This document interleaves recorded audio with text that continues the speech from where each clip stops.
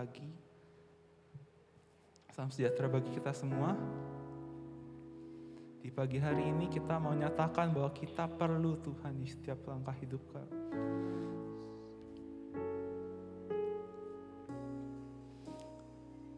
Di setiap jam kita perlu Tuhan, di setiap waktu kita perlu Tuhan. Mari kita dengan satu hati kita mau katakan kita perlu Tuhan. Kami perlu Kau Tuhan.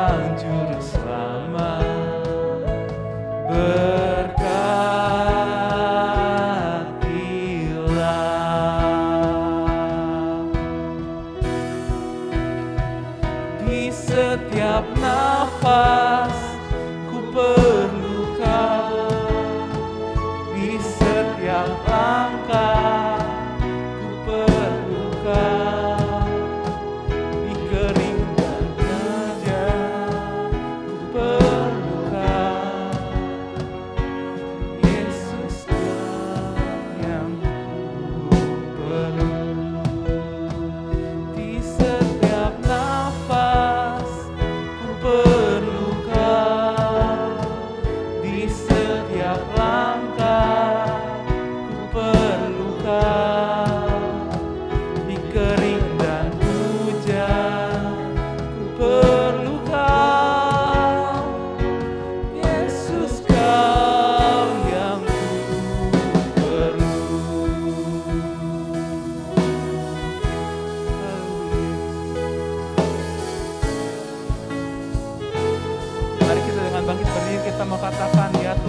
setiap jam. Yesus Tuhan, kami perlu Kau, Yesus. Ya Tuhan, tiap jam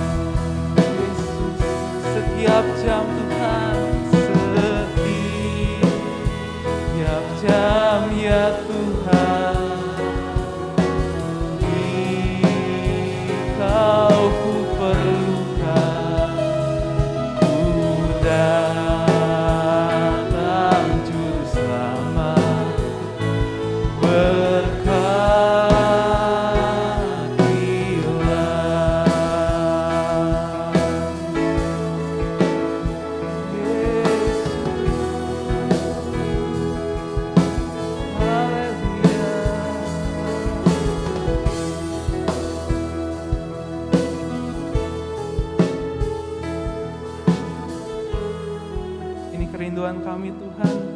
Di setiap jam, di setiap waktu Tuhan, kami memerlukan-Mu Tuhan. Dan kami percaya Tuhan, di tempat ini Tuhan Engkau hadir Tuhan, Engkau melawat kami Bapa. Kami memuji dan besarkan nama-Mu Tuhan, dengan segenap hati kami, dengan segenap jiwa kami, dimanapun kami berada Tuhan, kami mau meninggikan nama-Mu Bapa. Hanya di dalam nama-Mu kami siap untuk memuji dan besarkan nama-Mu. Haleluya. Amin. Silakan duduk jemaat sekalian. Kita percaya Tuhan hadir di tempat ini. Kita percaya Tuhan mau melawat kita semua. Dan kita mau naikkan pujian kepada Tuhan senada dengan surga.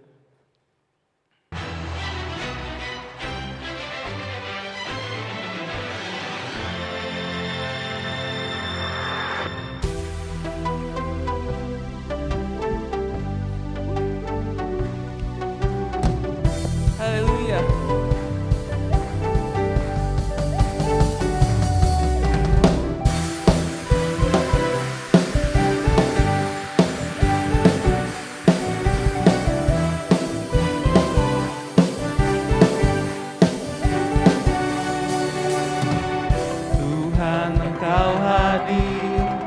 Kuasanya mengalir, melawat setiap hati kami. Roh-Mu membebaskan, Roh-Mu membangkitkan, kebesaran-Mu dinyatakan. Diselamatkan untuk menyembah. Kerajaan-Mu di dunia, kita dapat rasa-Mu, seluruh jiwa menyatu, naikkan pujian senada dengan surga. Kami datang bersatu, sembah puji nama-Mu, semesta bersuka sama dengan surga. Mari kita bangkit berdiri. Kita mau naikkan pujian bagi Tuhan kita. karena Dia telah hadir di tempat ini. Haleluya Yesus. Tuhan Engkau hadir, kuasa-Nya mengalir, melawat setiap hati kami. Roh-Mu membebaskan, Roh-Mu membangkitkan, kebesaran-Mu dinyatakan. Diselamatkan untuk menyembah, datanglah kerajaan-Mu di dunia. Di hadapan tahta-Mu seluruh jiwa menyatu, nyanyikan pujian senada dengan surga. Kami datang bersatu, sembah puji nama-Mu, semesta bersuka bersama dengan surga.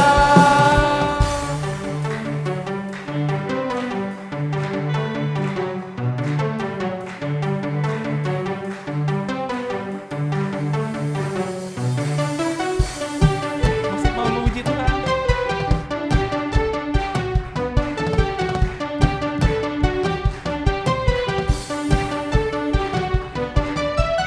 Pam pam para para pam pam para para pam pam para para pam pam para.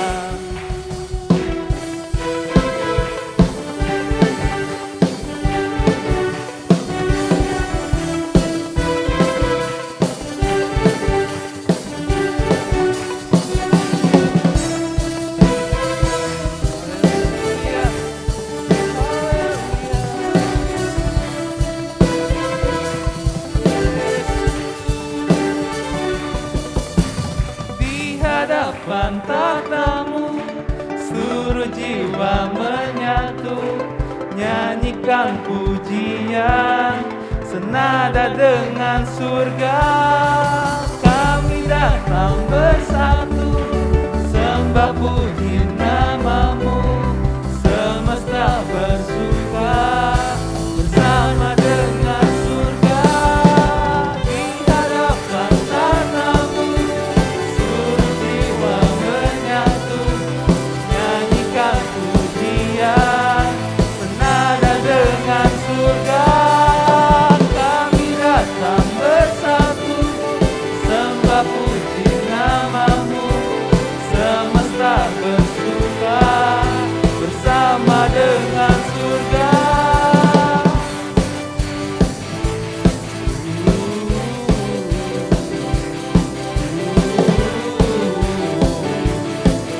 Senada dengan surga.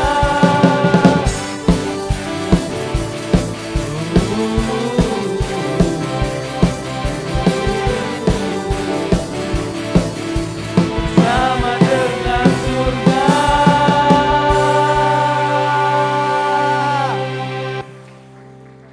Kita percaya ada kuasa dalam nama Tuhan Yesus kita. Amin. Kita mau katakan bahwa ada kuasa dalam nama Tuhan Yesus.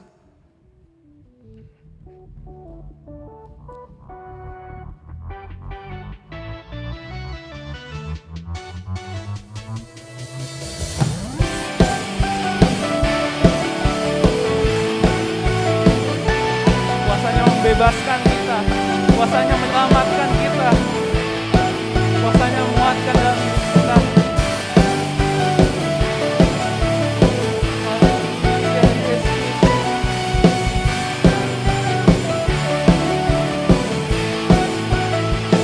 Namanya Tuhan, menara yang teguh, kota benteng perlindunganku, Allah yang perkasa, Dia Bapa yang kekal, gunung batu keselamatanku. Engkau yang termulia di bumi di surga, termasyhur perkasa selamanya.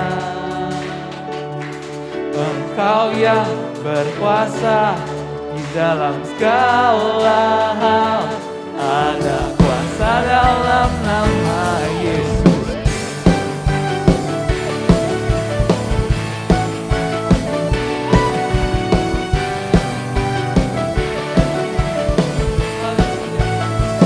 Namanya Tuhan menara yang teguh, kota benteng perlindunganku, Allah yang perkasa, ya Bapa yang kekal, untuk bantu keselamatanku. Engkau yang termulia di surga, termasyhur perkasa selamanya. Engkau yang berkuasa di dalam segala hal. Ada kuasa dalam nama Yesus. Engkau yang termulia di bumi di surga, termasyhur perkasa selamanya. Engkau yang berkuasa di dalam segala hal. Ada kuasa dalam nama Yesus. Nama Yesus kita memiliki kuasa. Nama Yesus kita yang menguatkan kita.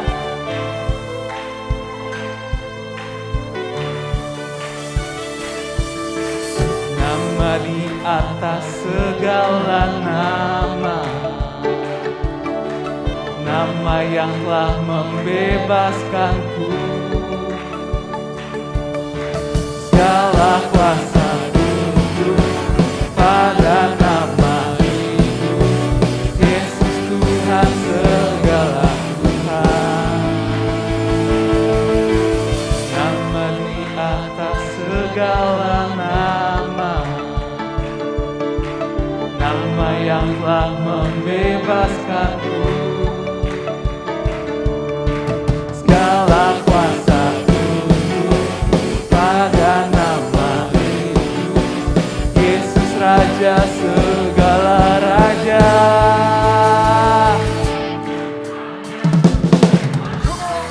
Engkau yang termulia di bumi di surga, termasyhur perkasa selamanya. Engkau yang berkuasa di dalam segala hal. Ada kuasa dalam nama Yesus. Engkau yang termulia di bumi di surga, termasyhur perkasa selamanya. Engkau yang berkuasa di dalam segala hal. Ada kuasa dalam nama Yesus. Ada kuasa dalam nama Yesusku.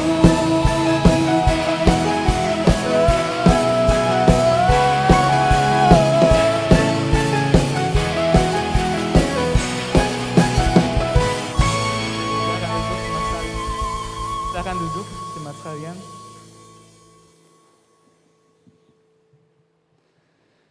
Dia juru selamat kita, Dia penolong kita, bahkan Dia rela mati bagi kita. Sebab itu Dia adalah alasan untuk kita semua untuk hidup. Dia adalah alasan bagi kita agar kita bisa ada sampai saat ini.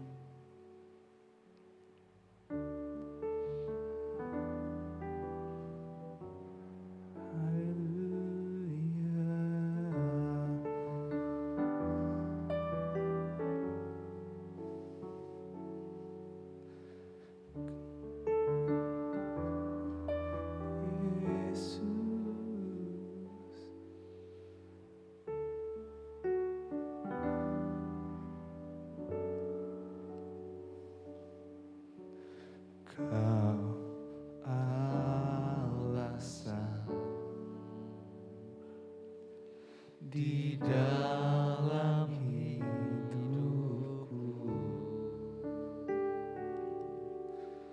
untuk berserah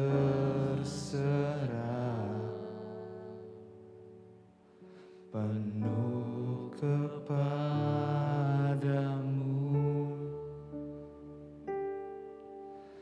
di luarmu ku tak akan mampu melakukan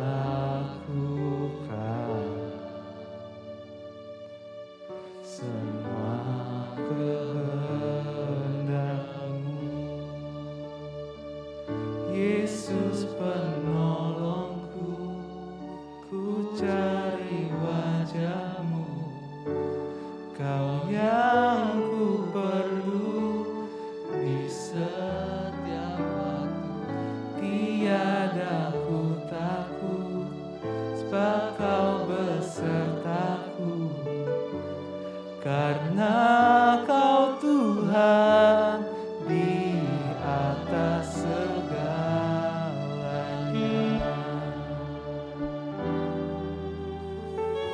Mari kita bangkit berdiri. Kita mau katakan bahwa meski harus kita lewati lembah, Dia ada Tuhan.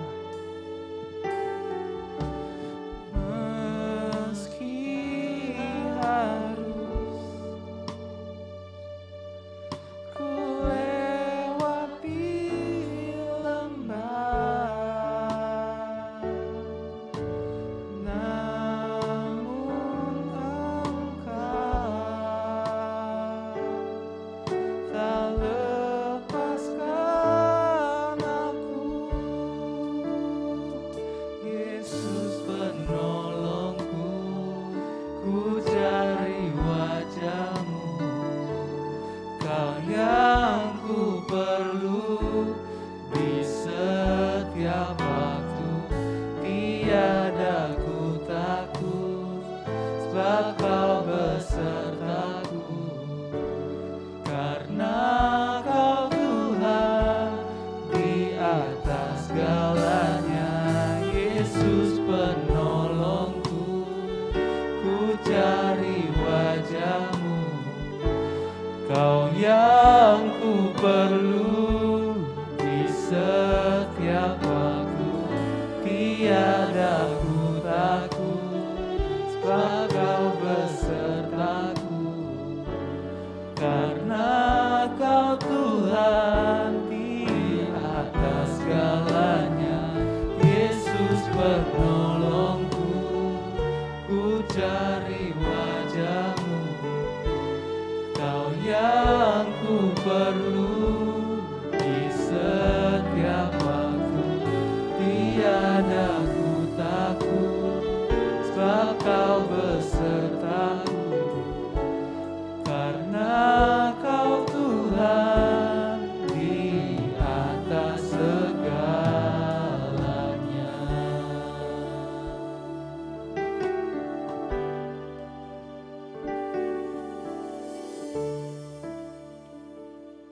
Terima kasih ya Tuhan, Engkaulah Tuhan kami yang baik.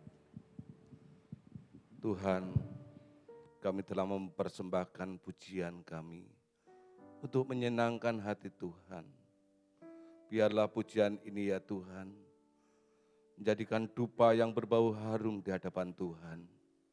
Dan kami percaya dan yakin Tuhan akan membalas berlipat kali ganda untuk menyenangkan hati kami juga. Terima kasih ya Tuhan, terima kasih. Tibalah saatnya kami mau mendengarkan firman-Mu ya Tuhan. Berfirmanlah ya Tuhan melalui hamba-Mu. Engkau sembunyikan hamba-Mu di balik jubah-Mu yang suci. Biarlah firman-Mu tertanam dalam hati kami ya Tuhan. Pinjamilah lidah mulut-Mu yang dari surga. Biarlah penyampaian firman-Mu ya Tuhan bisa tertanam di dalam lubuk hati kami. Dan biarlah kami akan setia dengan janji-Mu ya Tuhan. Biarlah kami akan setia mengiring Engkau sekarang dan selama-lamanya. Terima kasih ya Tuhan, terima kasih. Inilah Tuhan doa dan syafaat kami. Kami yakin Tuhan mendengarkan doa kami. Ampuni kami Tuhan. Setiap permasalahan kami serahkan dalam nama Tuhan Yesus Kristus sebagai Tuhan dan Juru Selamat kami. Haleluya. Amin. Amin. Puji Tuhan. Silakan duduk. Bapak Ibu Saudara bersuka cita pagi ini. Ya, saya menyapa Bapak Ibu Saudara yang ada di ruang doa juga dan di rumah masing-masing. Biar sejahtera Tuhan memenuhi hati kita semua. Puji Tuhan, pagi ini saya beri judul khotbah, Mari Mengerti Tuhan. Bapak Ibu Saudara yang dikasihi Tuhan, pentingnya pengertian. Ya, mengerti atau mau mengerti. Suatu saat Daud dan orang-orangnya menangis begitu rupa sebab pada saat dia pergi ke satu tempat, waktu mereka kembali, ternyata kota Siklag di mana mereka tinggal sudah terbakar. Istri masing-masing mereka dan anak-anak mereka ditawan oleh orang-orang Amalek. Bapak Ibu Saudara, pada saat-saat seperti itu pemimpin ini berdoa supaya bisa menemukan kembali apa yang hilang, baik istri, baik anak, dan semua yang mereka punya. Nah, karena mereka berdoa, maka Tuhan pimpin mereka untuk menempuh jalan tertentu. Nah, di tengah perjalanan itu ada seorang budak dari Mesir, dan budak ini menjadi orangnya Amalek yang tadi membakar kota Daud itu. Nah, Bapak Ibu Saudara, budak ini kemudian diberi makan roti saja, cuma roti, dikasih minum, lalu diberi sepotong kue, ya, sepotong kue ara dan 2 buah kue kismis, seperti itu saja. Dan cepat cerita, orang ini sembuh pada saat ditanya, dari manakah engkau? Aku budak orang Amalek. Lalu dicerita, orang-orang itu, gerombolan itu tadi habis nyerang Siklag. Daud langsung berkata, Siklag. Jadi ada penunjuk jalan. Nah, lalu tanya, kenapa kamu di sini? Saya 3 hari lalu sakit, lalu ditinggal. Saudara-saudara, dan kemudian karena ditinggal ditemukan Daud, diberi makan dan seterusnya dia sehat. Dia beritahu, gerombolan itu pergi ke arah sana, kejar. Dan benar Bapak Ibu Saudara, suku Amalek atau orang-orang Amalek ini tertangkap, mereka dikalahkan, anak-anak, istri-istri orang-orang Daud kembali. Yang kita belajar adalah, kenapa budak ini sampai dibuang? Saya percaya karena tuan-tuan mereka, orang-orang Amalek, tidak punya pengertian. Coba kalau mereka punya pengertian, pikiran mereka tidak pendek. Pikiran mereka pasti panjang. Kalau saya tinggal orang ini, bahaya ini. Kalau ketemu orang-orang Daud, pasti kasih tahu kemana kami pergi. Dan benar saudara-saudara, mereka tertangkap dan Daud dapatkan kembali, tidak ada pengertian. Jadi harusnya orang-orang Amalek berpikir ini budak penting, akan membantu kami bekerja dan lain sebagainya. Tetapi karena tidak punya pengertian, cuma sakit ditinggal begitu rupa. Ini gambaran kalau majikan sama tuan tidak ada pengertian satu sama lain. Ini merugikan sekali. Pikirannya pendek. Dan benar saudara-saudara, Daud bisa dapatkan kembali apa yang hilang. Jadi mari kita mau mengerti. Pengertian itu penting bagi kita dalam berhidup bersama di masyarakat dan lain sebagainya. Ngerti. Karena ternyata tidak perlu diapa-apain, cuma dikasih makan, pulih lagi. Dan dia bisa memberikan keuntungan besar untuk kita, untuk Daud. Sama dengan perkawinan di Kana. Bapak Ibu Saudara, ada Yesus di sana. Tapi kenapa harus terjadi keributan? Mereka kekurangan air anggur. Mereka kehabisan anggur. Ada Yesus, orang Kristen. Tapi rumah tangganya kacau, rumah tangganya ribut.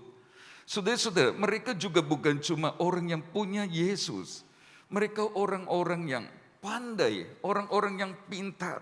Di zaman itu sudah punya IO, sudah punya wedding organizer. Itu kan berarti pikiran mereka maju, orang pintar, orang berpendidikan. Tapi perjamuan Kana terancam kacau. Mereka ribut sebab sekalipun ada Yesus, tapi rupanya tidak ada pengertian satu sama lain. Kristen, rumah tangga Kristen masih bisa ribut kalau tidak ada pengertian satu dengan yang lain.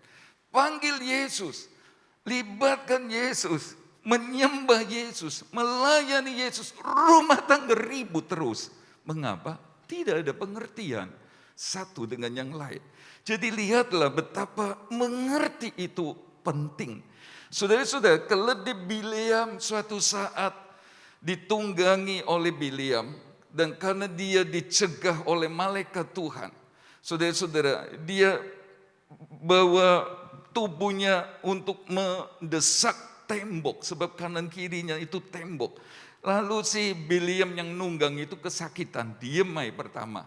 Tapi kemudian malaikat Tuhan berdiri di depannya, keledai Bileam tiarap. Waktu tiarap itu saudara-saudara, Bileam pukul sampai 3 kali. Itu binatang. Yang heran adalah kita tahu bersama Bilangan 22 ayat 30 mencatat, keledai Bileam bisa bicara. Dan dia bertanya, kenapa engkau pukul aku bahkan sampai 3 kali? Bukankah selama kamu hidup sampai sekarang, kamu pakai aku, kamu tunggangi aku? Saudara-saudara, lihat, Bileam tidak punya pengertian yang menguntungkan, yang membawa dia sampai kemana-mana, dipukul. Sampai keledai bertanya, kamu lu pakai aku selama hidup, tapi kamu pukul aku nggak pernah sakiti kamu. Jadi Bapak Ibu Saudara, binatang pun bahkan minta dimengerti. Apalagi maaf bicara, jauh di atas semuanya, Sang Pencipta, Tuhan kita, juga ingin kita jadi anak-anak Tuhan yang mengerti Dia. Bisa berkata amin? Yesaya 49 ayat yang ke-14. Yesaya 49 ayat 14. Mari kita mau mengerti sehingga kita bisa menghargai Tuhan. Kita bisa berterima kasih sebab selama kita hidup bahkan sekarang dan seterusnya, kita butuh Dia seperti nyanyian terakhir tadi. Milikilah pengertian akan Tuhan sehingga kita baik-baik saja. Yesaya 49 ayat 14, Sion berkata, Tuhan telah meninggalkan aku dan Tuhanku telah melupakan aku. Bapak Ibu Saudara yang Tuhan kasih, umat Tuhan di zaman Yesaya teriak sama Tuhan. Kalau boleh dia tunjuk jari dan bertanya, Tuhan, kenapa engkau lupakan aku?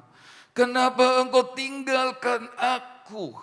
Memang keadaan umat Tuhan saat itu ada di pembuangan Babel. Mereka dipekerjakan begitu jahat.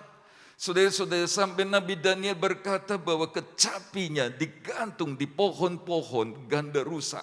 Artinya tidak ada kesukaan. Kesukaan hilang. Mereka ada dalam sengsara, ada dalam kesukaran, ada dalam persoalan yang pelik. Mereka sedang dalam masalah yang besar. Itulah sebabnya mereka bertanya, kalau Tuhan sayang, mengapa engkau tinggalkan kami? Kalau Tuhan baik, kenapa Tuhan lupakan kami? Saudara-saudara yang Tuhan kasih, Tuhan dituduh melupakan mereka. Tuhan dituduh meninggalkan mereka. Apakah benar demikian? Saudara-saudara, mari kita lanjut dengan ayat berikutnya, ayat 15. Dapatkah seorang perempuan melupakan bayinya sehingga ia tidak menyayangi anak dari kandungannya? Sekalipun dia melupakannya, aku tidak akan melupakan engkau. Saudara-saudara yang Tuhan kasih, Tuhan berkata, enggak. Adakah seorang ibu lupa bayinya? Enggak sayang sama anak yang susah payah dan taruhannya mati, taruhannya nyawa. Lalu lupakan begitu saja? Adakah? Saudara-saudara, jawabannya ada. Dan kita sering mendengar bayi begitu lahir dibuang ke tong sampah, dimasukkan ke dalam sumur, ditinggal di rumah bersalin. Saudara-saudara, ada di antara mereka dimasukkan ke kresek lalu dibuang di tepi jalan. Anak-anak, kalau masih hidup dan tidak termasuk bayi-bayi yang dibuang sehingga kita sudah jadi besar begini, ingat mama, tidak boleh kurang ajar. Bisa berkata amin? Saudara-saudara yang Tuhan kasih, bisa ibu buang anak yang ia lahirkan dengan susah payah. Bisa ibu, saudara-saudara, bunuh anaknya. Bahkan kitab Raja-Raja mencatat ada ibu yang masak anaknya, saudara-saudara, karena kelaparan dan kesukaran. Lagi-lagi kita mesti bersyukur untuk Tuhan, karena ibu yang melahirkan kita tidak buang kita, tidak tinggalkan kita di rumah sakit. Saudara-saudara, tidak bunuh kita. Terima kasih sama Tuhan dan Ibu. Dan ayat itu berkata, aku tidak melupakan engkau. Ibu bisa lupakan. Tapi Tuhan berkata, aku tidak. So, lihat gambar di depan sana. Kalau ada apa itu, yang menghubungkan wudel. Semua punya wudel ya? Semua punya? Jangan dibuka sekarang. Dilihat aja, oh ada. Berarti bukan dari batu kita lahir, dari ibu. Dari ibu. Kalau dari batu nggak keluar itu, udel saudara. Saya punya udel. Saudara-saudara, ayat selanjutnya berkata, lihat, Tuhan suruh kita lihat. Aku telah melukiskan engkau di telapak tanganku. Tembok-tembokmu tetap di ruang mataku. Tuhan ajak Bapak Ibu Saudara untuk melihat. Ya, melihat. Sebab ayat Alkitab selalu berkata supaya mereka jangan sampai melihat dan mengerti. Berarti kalau orang melihat, diharapkan mengerti. Tapi banyak orang Kristen melihat tapi nggak ngerti. Nah ini yang kita mau belajar. Saudara-saudara, Tuhan cuma mengajak orang-orang pilihannya, Bapak Ibu Saudara juga, bahwa sekalipun ibu bisa lupa anak, dia tidak pernah lupa dan tidak pernah tinggalkan kita. Kesukaran apapun yang sedang kita hadap, saudara-saudara, dia tahu kok semuanya. Dia ngerti, dia lihat. Nah itulah sebabnya dia berkata menjawab pertanyaan keraguan kepada Tuhan dari umatnya. Lihat supaya kamu ngerti bahwa aku telah melukiskan engkau di telapak tanganku. Saudara-saudara, dia berkata, aku telah melukiskan. Coba lihat supaya ngerti. Ada bukti nyata bahwa kita ini dilukis di telapak tangannya. Nah, kata dilukis dalam terjemahan lain dikatakan dicacah. Saudara-saudara, dilukai begitu rupa. Saudara-saudara, bukan cuma nama dilukis, Tapi pribadi demi pribadi sudah dilukis di sana. Ada alat yang merusak telapak tangan Tuhan. Ada alat tajam yang membuat dia berdarah. Supaya Bapak Ibu Saudara, bukan cuma nama, tapi pribadi demi pribadi ada di telapak tangan. Nah Bapak Ibu Saudara, bagaimana bisa itu terjadi?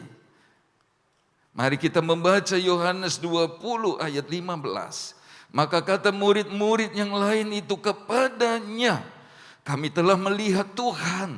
Tetapi Thomas berkata kepada mereka, sebelum aku melihat bekas paku pada tangannya, dan sebelum aku mencucukkan jariku ke dalam bekas paku itu, dan mencucukkan tanganku ke dalam lambungnya, sekali-kali aku tidak akan percaya.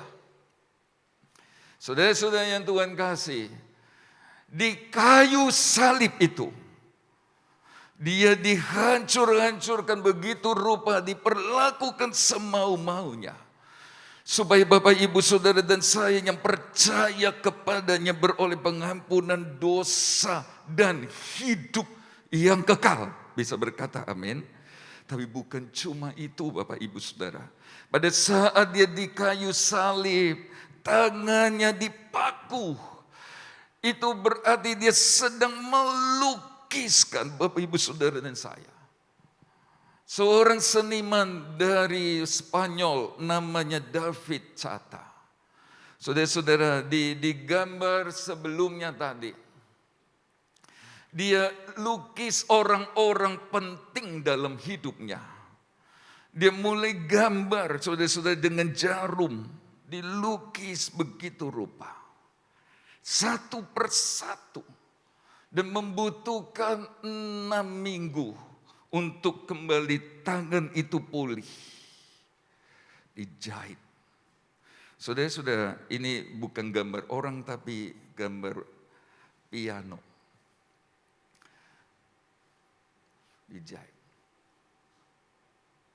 Ngeri ya, takut pada tunduk.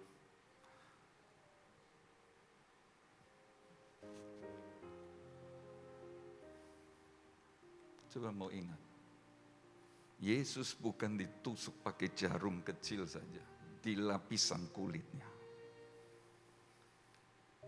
Dengan paku. Dengan paku.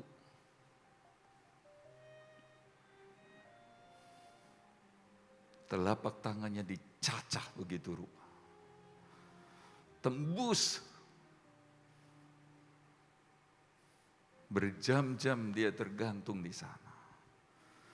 Dia menggenapi nubuat Nabi Yesaya dan berkata, lihat, aku telah melukiskan engkau di telapak tangan. Apakah Bapak Ibu sudah bisa mengerti ini? Dia berkata, lihat tangan yang berlubang paku. Lihat tangan yang berdarah itu. Kemudian kita lihat slide berikutnya. Itulah sebabnya ya, hiduplah tetap terukir di tangan atau teruslah hidup di dalam Yesus. Kolose 2 ayat 6 dan 7. Kamu telah menerima Kristus Yesus Tuhan kita. Karena itu hendaklah hidupmu tetap di dalam Dia. Terlukis di telapak tangannya. Oh, bukan sekedar nama. Itulah sebabnya. Tapi bukan sekedar nama yang dilukis. Tapi kita dilukis. Dilukisnya bukan di kertas, tapi di tangan. Saudara-saudara yang Tuhan kasih, kenapa di tangan? Sebab saya percaya dalam satu hari, tidak mungkin kita nggak lihat tangan. Kita bekerja dengan tangan. Saudara-saudara, selalu nampak. Itu berarti dia selalu perhatikan kita. Dia nggak pernah nggak ingat kita. Itulah sebabnya teruslah ada di telapak tangannya. Di tangan Tuhan yang nggak pernah diam. Yang selalu bekerja. Ada ayat berkata, dia beri kelepasan dan kemenangan. Kitab Ulangan mencatat bahwa untuk bebaskan orang-orang Israel dari perbudakan Mesir, menyelesaikan sengsara, kesukaran Mesir, maka Allah harus memakai tangannya dengan tangan yang kuat dan lengan yang teracung. Dia lepaskan Israel dari perbudakan, dari persoalan yang bertahun-tahun gak selesai. Dan memberi kemenangan. Tangan yang sama, di mana Bapak, Ibu, Saudara, dan saya terlukis di sana. Bukan hanya beri selamat dan hidup yang kekal. Dia beri kelepasan dan kemenangan. Amin. Tidak ada persoalan yang tidak dapat dia selesaikan, Bapak Ibu. Kita ada di telapak tangannya, itu berarti dia mau dan bisa melepaskan kita dan memberi kemenangan. Di tangan Tuhan kita akan menikmati dia. Sebab 2 Tawarik 6 ayat 4 berkata, dengan tangannya Allah menyelesaikan semua apa yang ia firmankan dengan mulutnya.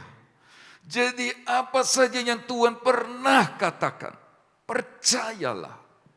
Dia sendiri berkata, ia yang akan menyelesaikan dengan tangannya apa yang ia telah katakan dengan mulutnya. Dan Bapak, Ibu, Saudara, ada di tangan dari Tuhan yang berjanji dan tidak pernah ingkar. Dan saya bersyukur untuk kehebatan juru selamat Tuhan kita. Saudara-saudara, teruslah terukir di dalam telapak tangannya. Tangan yang luar biasa. Tangan Tuhan yang berkuasa membesarkan dan mengokohkan segalanya. Itulah yang dikatakan oleh Daud bahwa tangan Tuhan membesarkan. Tapi bukan cuma dia bikin besar pekerjaankah dan lain sebagainya, tapi mengokohkannya. Dan kita ada di sana. Tangan Tuhan sanggup melakukan apa saja yang tidak dapat dilakukan oleh pihak-pihak lain. Saudara-saudara, dan itu diaminkan oleh tukang sihir, oleh dukun-dukun Mesir. Saat mengadakan, Tuhan kirim nyamuk dan mereka tidak bisa menirunya. Lalu berkata, ini tangan Tuhan. Saya masih percaya kalau belum waktunya meninggal, masih ada mujizat. Bisa berkata amin. Kalau belum waktunya kita pulang, oh, tangan itu di mana kita terlukis di sana. Masih bisa lakukan apa yang tidak dapat dilakukan oleh siapapun juga. Dan lagi-lagi kita dilukis di tangan yang hebat itu. Di tangan yang membuka telinga orang yang tuli. Di tangan yang mencelikan mata orang yang buta. Di tangan di mana kita bisa berkata apa yang tidak pernah kami lihat dengan mata. Tidak pernah kami dengar dengan telinga. Bahkan tidak timbul dalam hati. Dia sediakan itu tangan yang berlubang paku, Bapak Ibu Saudara. Di tangan Tuhan ini sudah berkuasa menggandakan 5 roti 2 ekor ikan, semua kenyang, bahkan masih ada sisa 12 bah. Oh, di tangan yang berkuasa menggandakan. Kita dipahat, kita dilukiskan di sana. Tuhan bilang, lihatlah dan mengertilah. Mari kita mau mengerti bahwa Tuhan kita adalah Tuhan yang terlalu baik. Yang selamatkan kita lewat korban yang sangat mengerikan itu. Tapi cobalah lihat juga dan mengerti bahwa kita sebenarnya terpelihara di tangan Yesus yang berlubang paku itu. Dalam tangan Tuhan masa hidup kita. Saudara-saudara, dia genggam. Dia berkata, Bapa dan aku satu. Dan kita ada dalam tangannya, ada dalam genggamannya. Dan tidak ada seorang pun bisa merebut kita dari tangannya. Kita aman dari segala bahaya, dari segala kuasa gelap, selama kita ngerti bahwa kita ini ada dalam genggaman tangan Tuhan. Sebab kita telah dilukis di telapak tangannya. Masa hidup kita di tangan Tuhan. Kalau berhenti di sini saja kita mulai berpikir. Saudara-saudara, apalagi yang perlu kita khawatirkan ya. Kita benar-benar di tempat yang benar, di tangan Yesus yang berlubang paku. Yang daripadanya Bapak Ibu sudah dilukiskan. Itulah sebabnya saya kembali kepada judul tadi. Lihat dan mengertilah Tuhan Yesus. Dia sangat mengasihi, dia sangat baik, dia tidak pernah tinggalkan dan lupakan jemaat GBDI Jajak yang percaya bisa berkata amin. Bapak Ibu Saudara mau mengerti Tuhan Yesus? Mau? Mari kita lanjut dengan babak baru. Lihat dan mengertilah Tuhan Yesus bahwa kehendaknya adalah supaya kita bolehlah nama kita bukan cuma terukir di tangan yang berlubang paku, tetapi juga tertulis. Terjemahan lain berkata terukir di buku kehidupan kekal selamanya. Amin. Sebab ada orang-orang yang terukir di tangan yang berlubang paku 2 tahun. Ada yang 5 tahun. Yang lebih mengenaskan, ada yang sampai 50 tahun. Tahun ke-51 hilang. Dan tidak tertulis selamanya di kitab kehidupan yang kekal itu. Pastikan Bapak Ibu Saudara dan saya bukan cuma terlukis di tangan berlubang paku. Tangan yang hebat, yang luar biasa itu. Tapi tertulis juga di buku kehidupan yang kekal. Sebab kalau tidak, kita akan dicampakkan ke lautan api. Mengingat ini, kita juga mau bertanya, apakah istri, apalagi yang dulu belum percaya Tuhan, kemudian menikah sama kita, jadi percaya, baptis air, menunjukkan pertumbuhan rohani baik, melayani, tapi kemudian mundur. Kita tahu, kalau tidak ada di buku kehidupan kekal itu, dia binasa. Masihkah mereka terukir di telapak tangannya? Ada suami yang kemudian karena kelakuan istri tanpa bicara, suami ini datang ikut ibadah, percaya Yesus, maju, tapi sesuatu terjadi. Dia tinggalkan Tuhan. Apakah itu juga akan tertulis, terukir di buku kehidupan? Mari kita mau menjadi penjaga dan peninjau bagi mereka. Lihat supaya kita ngerti bahwa dengan kita diukir di tangannya, kehendak Tuhan terukir selamanya di buku kehidupan kekal. Mari kita mau mengerti Tuhan. Yang kedua, bahwa ada di tangan Tuhan bukan hanya supaya kita bisa menikmati Tuhan yang menggenapi semua firman-Nya yang telah Ia ucapkan dengan mulutnya sendiri. Bukan hanya supaya Bapak, Ibu, Saudara, dan saya dalam perhatiannya selalu.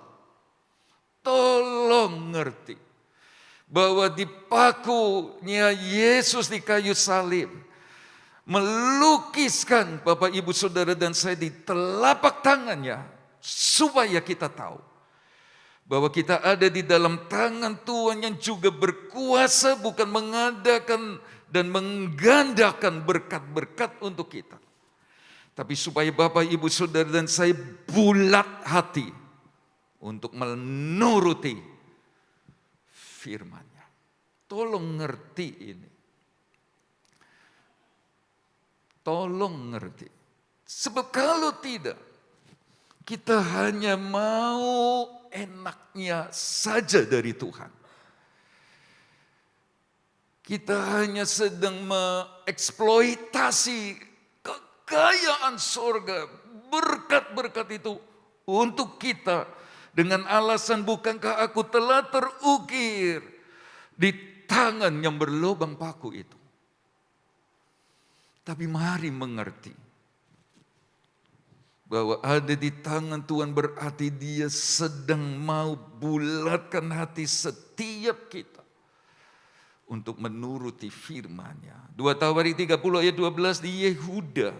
Nyata pula, saya berharap nyata pula di GBT Jajak. Tangan Allah yang membulatkan hati mereka untuk melakukan perintah raja dan para pemimpin sesuai firman Tuhan.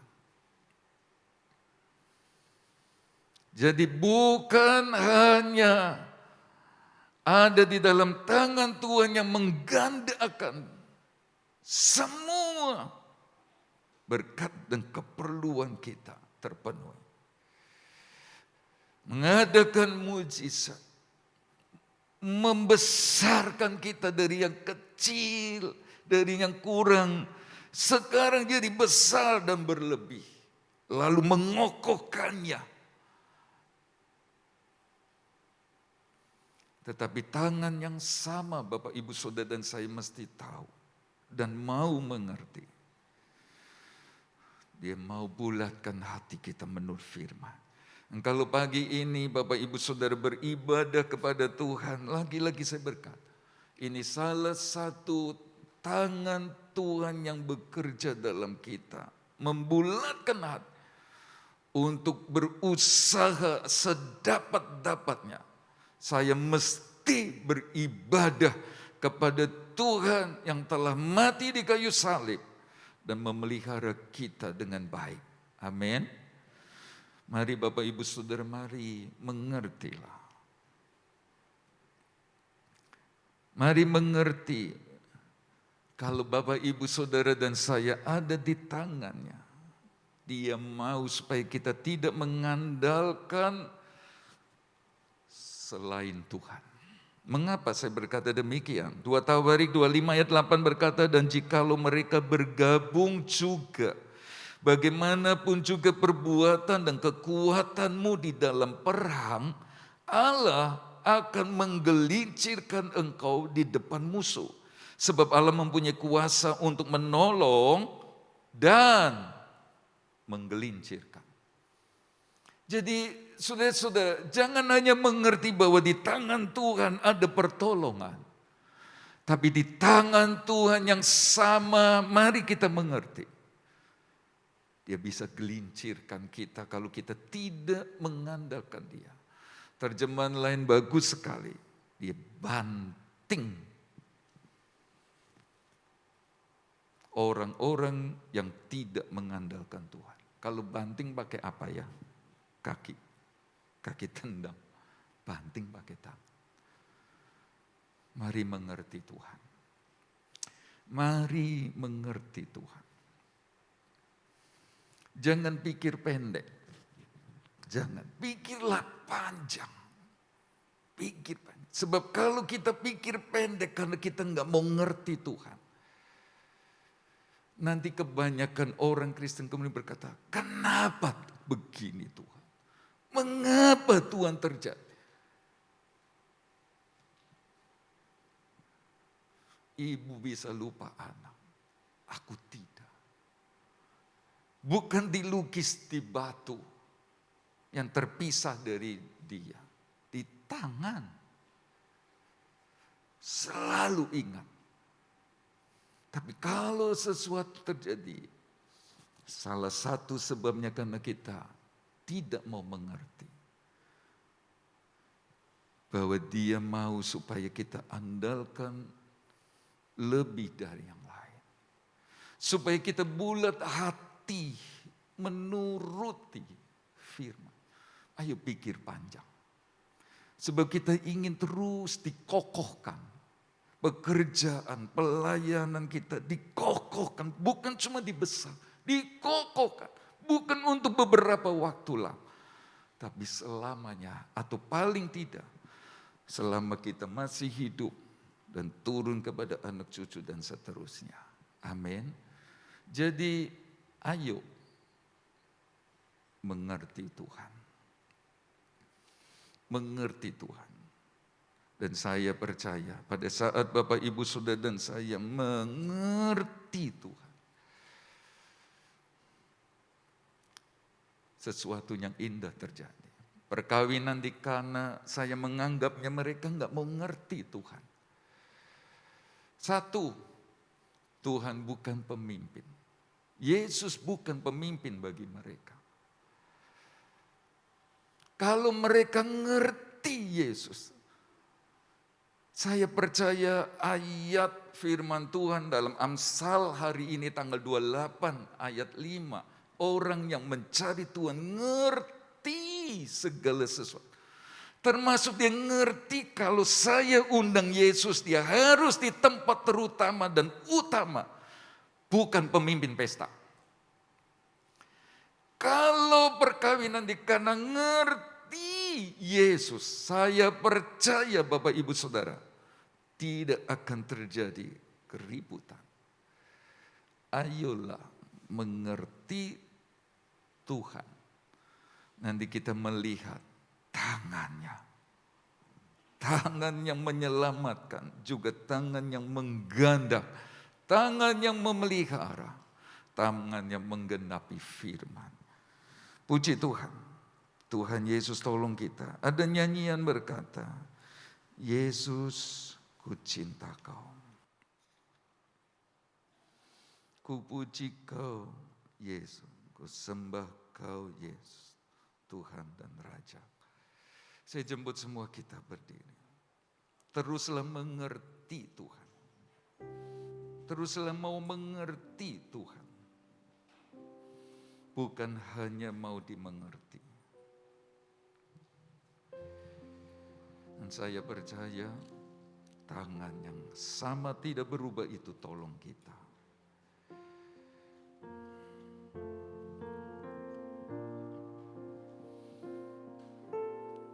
Kalau sudah bisa nyanyi lagu ini, pejamkan mata, tambah lihat teks di depan.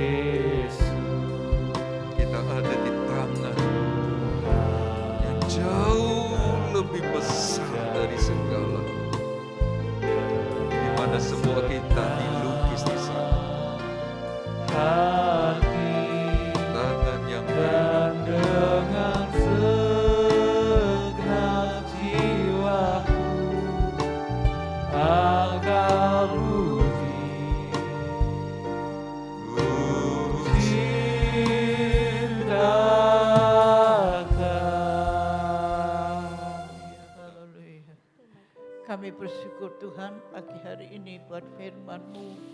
Biarlah membawa sidang jemaat-Mu untuk mengerti Tuhan buat kasih-Mu.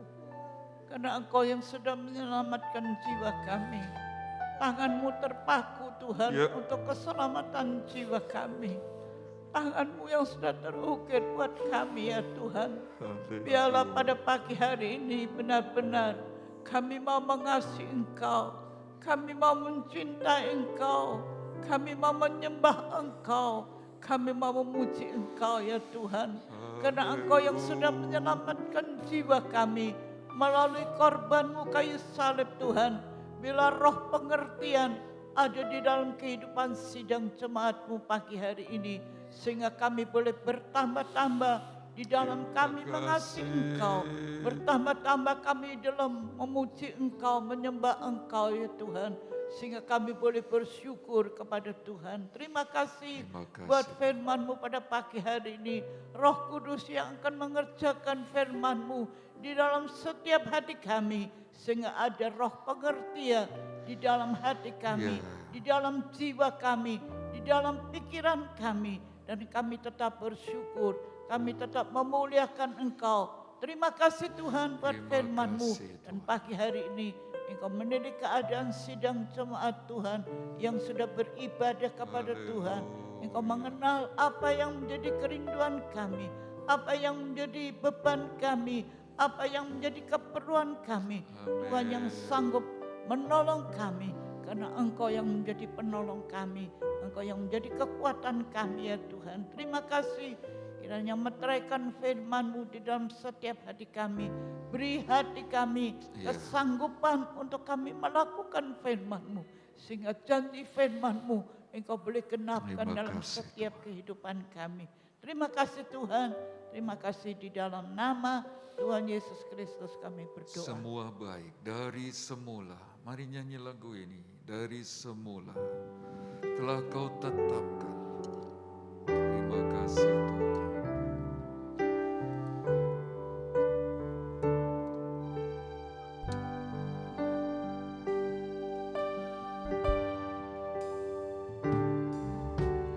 Dari semula telah Kau tetapkan hidupku dalam tangan, dalam rencana-Mu Tuhan. Rencana indah telah Kau siapkan bagi masa depan yang penuh harapan. Semua baik, semua baik. Apa yang telah Kau perbuat di dalam hidupku, semua baik, sungguh teramat baik. Kau jadikan hidupku berarti. Semua baik, semua baik. Apa yang telah Kau perbuat di dalam hidupku, semua baik, sungguh teramat baik. Kau jadikan hidupku berarti. Terima kasih Engkau hadir bersama-sama kami. Dan kami percaya Engkau yang hadir. Kenal persis tiap-tiap pribadi jemaat GBD Jajak dan semua kami dimanapun berada. Dan Tuhan memberkati tiap-tiap pribadi. Berkati tiap-tiap keluarga. Berkati tiap-tiap pekerja. Berkati tiap-tiap pendidikan masa muda dan masa depan umat-Mu ini. Engkau juga melindungi kami semua dengan kuasa darah-Mu, sehingga kami aman dalam perlindungan-Mu yang heran. Dan apabila sebentar kami pulang, Tuhan beserta. Dan sekarang kekasih-kekasih Tuhan, terimalah berkat dari Allah Bapa, kasih sayang putranya, persekutuan damai, sejahtera, dan kuat kuasa Roh Kudus, serta kita pagi ini sampai Tuhan datang kembali. Di dalam nama Tuhan Yesus Kristus, semua yang percaya diberkati dan berkata, amin.